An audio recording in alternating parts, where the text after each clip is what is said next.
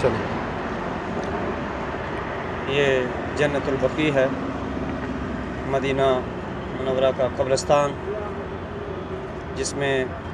تقریباً 10,000 صحابہ کرام، نبی پاک صلی اللہ علیہ وسلم کے اہل بیت کرام، حضور صلی اللہ علیہ وسلم کی ازواج مطہرات، حضرت عثمان بن عفان رضی اللہ تعالی عنہ، حضرت عباس اور رسول پاک صلی اللہ علیہ وسلم کے چچا حضرت امام حسن، حضرت امام جعفر صادق، امام باقر، اور بہت سے صحابہ کرام، تابعین، امام مالک ابن انس رضی اللہ تعالیٰ عنہ اس قبرستان میں دفن ہیں۔ اس قبرستان کی فضیلت یہ ہے، حضرت عبداللہ بن مسعود رضی اللہ تعالیٰ فرماتے ہیں کہ رسول اللہ صلی اللہ علیہ وسلم فرمایا، اللہ تعالیٰ روز قیامت اس بقیع اور اس حرم سے 70,000 ایسے شخص اٹھائے گا کہ بغیر حساب و کتاب جنت میں داخل ہوں گے، اور ان میں سے ہر ایک 70,000 کی شفاعت کرے گا، ان کے چہرے 14ویں رات کے چاند کی طرح ہوں گے۔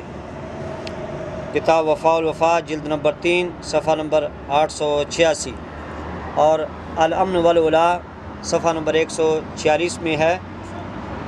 کہ ان میں سے ہر 1000 کے ساتھ 70,000 ہوں گے۔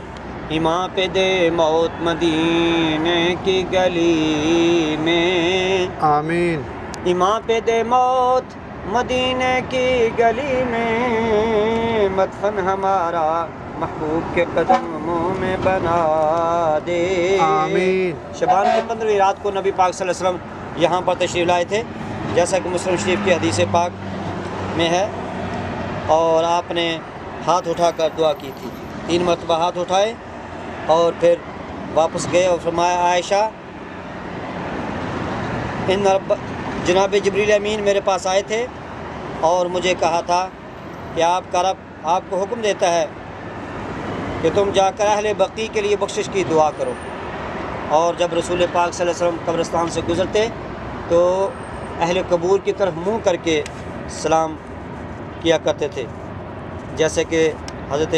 ابن عباس رضی اللہ عنہ کی روایت سے ثابت ہے۔ تو اس سے ثابت ہوا کہ قبرستان جا کر ان کی طرف منہ کر کے سلام کرنا چاہیے، اور ہاتھ اٹھا کر دعا کرنا بھی جائز ہے۔ اگر عام قبرستان میں ہاتھ اٹھا کر دعا کرنا جائز ہے، ان کی طرف منہ کر کے دعا کرنا جائز ہے، تو روزہ رسول صلی اللہ علیہ وسلم پر بھی جائز ہے۔ رسول پاک صلی اللہ علیہ وسلم نے ارشاد فرمایا، جو آدمی قبرستان گیا، پھر سورہ فاتحہ پڑھی اور سورہ اخلاص اور سورہ الہاکم التکاثر پڑھی،